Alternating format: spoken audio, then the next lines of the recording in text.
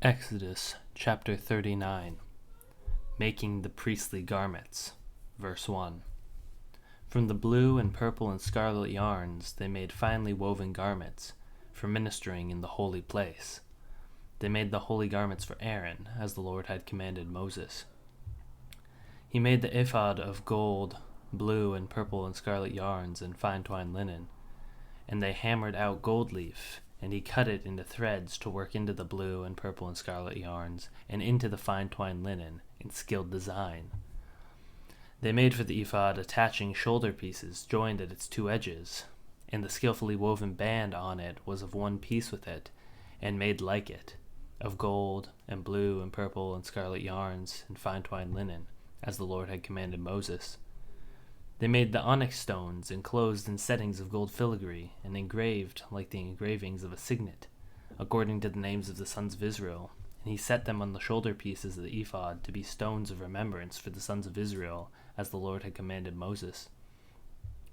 He made the breastpiece in skilled work, in the style of the ephod, of gold, blue, and purple and scarlet yarns and fine twined linen.